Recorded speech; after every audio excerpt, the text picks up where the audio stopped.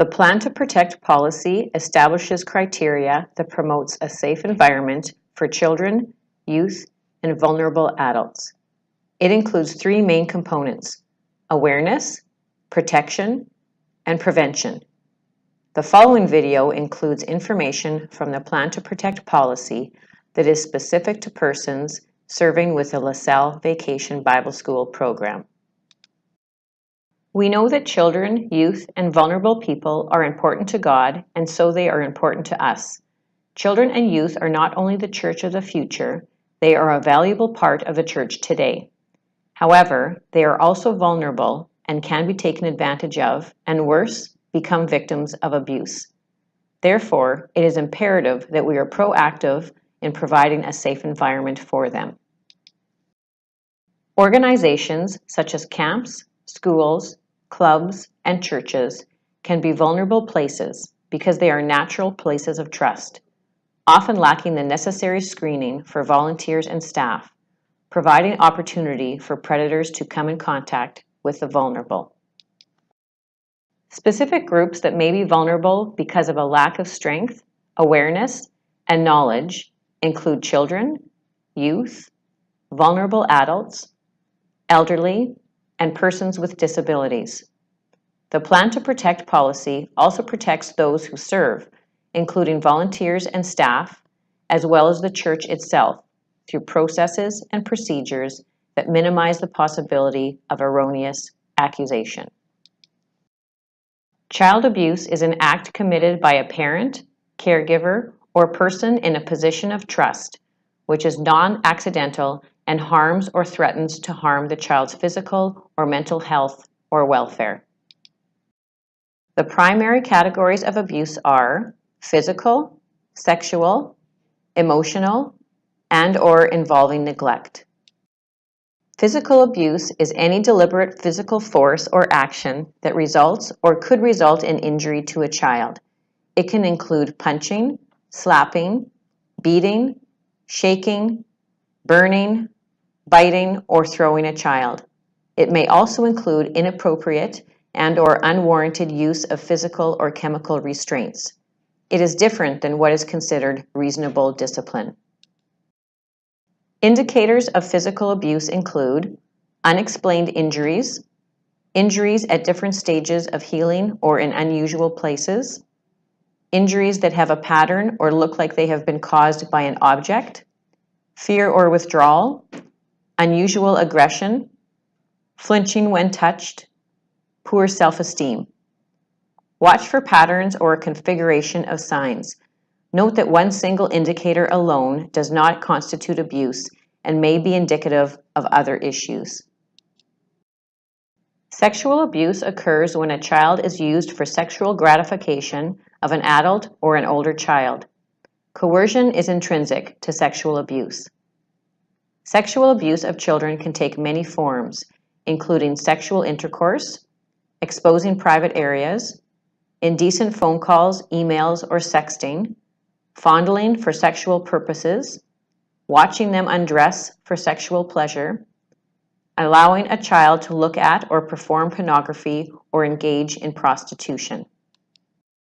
Indicators of sexual abuse include age-inappropriate sexual play or knowledge, sexually intrusive behavior, secretive, unexplained developmental delays, self-mutilation or poor self-esteem, difficulty sitting or walking. Emotional abuse is a pattern of behavior that attacks a child's emotional development and self-worth. It includes excessive, aggressive, or unreasonable demands that place expectations on a child beyond their capacity. Emotional abuse includes constantly criticizing, teasing, belittling, insulting, rejecting, ignoring, or isolating the child. Emotional abuse also includes failure by a parent or caregiver to provide the child with love, emotional support, and guidance. Indicators of emotional abuse include age-inappropriate behavior, fear of failure or overly high standards, speech and/or eating disorders, goes to extremes to seek adult approval, extreme withdrawal, lack of self-esteem, depression, or suicidal thoughts. Neglect is the failure to meet a child's basic needs for food, clothing, shelter, sleep, medical attention, education, and protection from harm. This can occur when parents do not know about appropriate care for children, when they cannot adequately supervise them, or when they are unable to plan ahead. Indicators of neglect include medical or dental needs are unattended to, failure to thrive, inadequate clothing, persistent hunger, poor personal hygiene, forages for, hoards, or steals food, developmental delays, inappropriately takes on caregiver's role, attention-seeking behaviors. The church is a reflection of God's love to those in our care, and we take this responsibility seriously. While parents are primarily responsible for ensuring a child's rights are upheld, government and communities also have an important role to play in protecting children. Providing a safe place for children is also a legal requirement. We have a legal responsibility to ensure that a plan for protecting them is in place and is diligently followed. This responsibility includes being accountable for the actions of our employees and volunteers, that as an organization, we could be held vicariously liable for their actions. Insurance companies also require this same level of diligence in order to provide financial coverage. When a child discloses abuse or neglect, stay calm and listen. The child needs to know you are available to help. A calm response supports the child to tell you what has happened and gives them reassurance that what they are experiencing can be talked about. Go slowly. It is normal to feel inadequate or unsure of what to do or say. Don't let this discomfort rush you. Use gentle questions such as, "Can you tell me more about what happened?" Be supportive. Reassure the child that they have done nothing wrong. Let them know they are safe, that they have done the right thing in telling you, that you are sorry they have been hurt, and you will do everything you can to get the help they need. Gather essential facts only. Once you have enough information and reason to believe that abuse or neglect has occurred, stop gathering facts and be supportive. As soon as possible, write down as much as you can about what the child told you. This will help ensure accuracy when reporting to appropriate authorities. Children do not always tell us about their abuse or neglect, and sometimes indicators are not obvious. When you see indicators or are talking to children about possible abuse or neglect, remain neutral. Express your concerns to the child in a neutral manner, asking for their explanation of indicators you see. Keep it private. Make sure you have enough time in a private setting, as the child is more likely to confide in you in a place where they feel safe. Pay attention and express your confidence in the child. This shows your concern for their safety. Ask open-ended questions like, "Do you want to tell me more about that?" Not, "Why did this happen?" State observations such as, "I see you have welts on your legs," not, "Have you been beaten?" Validate their feelings. Say, "I see that you are upset," not, "You must hate your dad for doing that." Express concern. Say, "I need to know that you are safe." Don't make promises such as, "Everything will be okay if you report this." If a child discloses abuse or neglect, or you suspect abuse or neglect, inform your supervisor. Report the abuse to proper authorities together with your supervisor. Protect the confidentiality of the child and the accused. Cooperate with the investigation, but leave it to the professionals. Reporting and responding to abuse is the most important component of child abuse laws in Canada.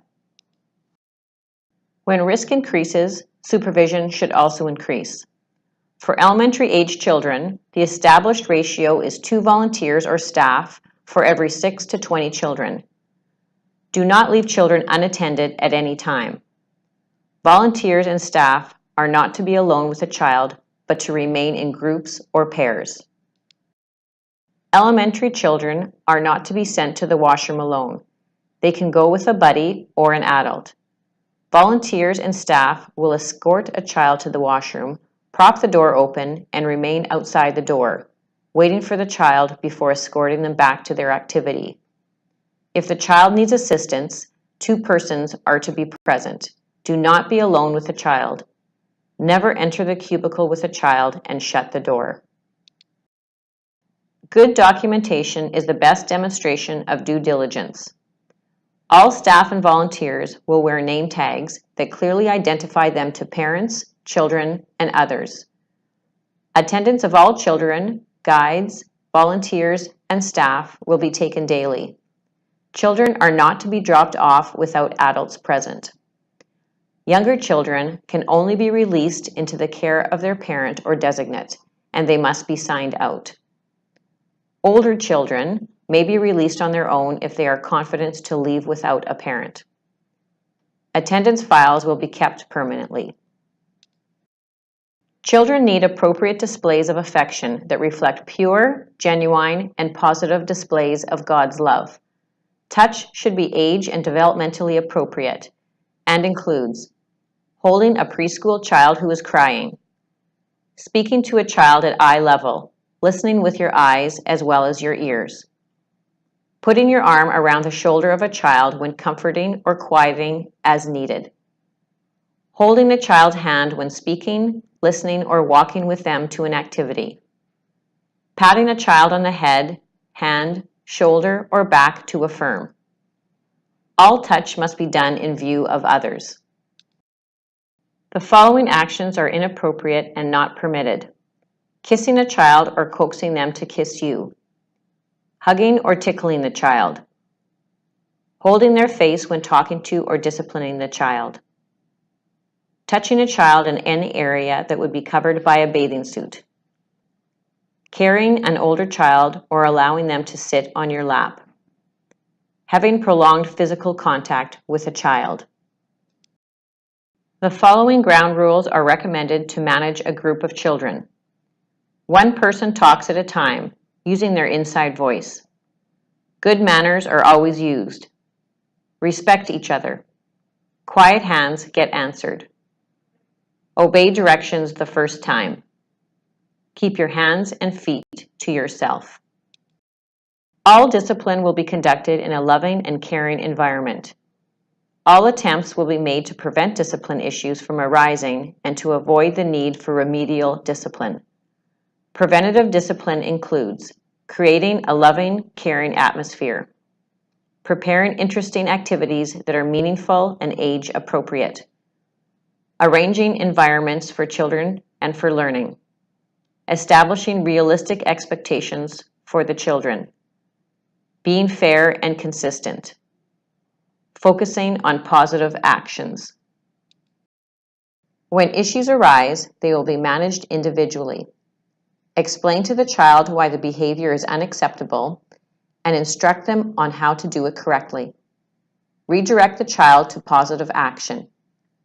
Explain the consequences of unacceptable behavior by defining the correct way to behave as well as the result of wrong behavior. Offer choices that are acceptable to both you and the child. Corporal punishment, deliberate, harsh, or degrading measures, depriving a child of basic needs, or confining a child in a separate room are not permitted. Our children have a right to a caring, respectful, and safe environment. Therefore, an anti-bullying policy will be in effect at all times and enforced among children. All volunteers and staff will take action to prevent bullying, teach against it, and support children who are being bullied. Bullying is an unwanted aggressive behavior that involves a real or perceived power imbalance and is repeated or has the potential to be repeated. Any incidents, reports, or suspicions of bullying will be acknowledged, reviewed, and dealt with appropriately and immediately. They will be reported to the VBS directors.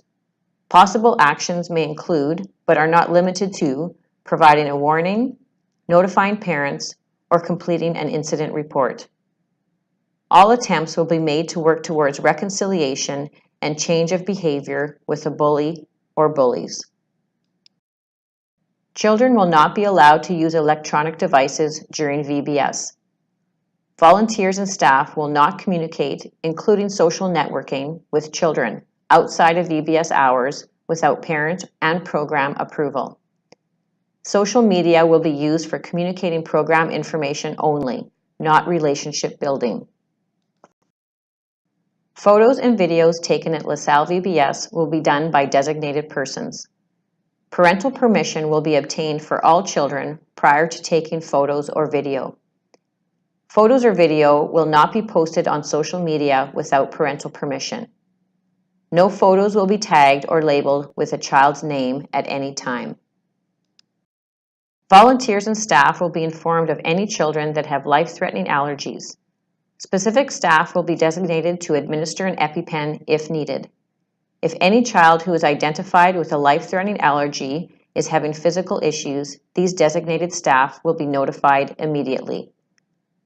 Medication, both prescribed and over-the-counter, will not be administered to children without written authorization from the parent. When handling blood products, hand washing and wearing gloves is essential. VBS directors are to be notified to ensure specific procedures are implemented when cleaning up blood products.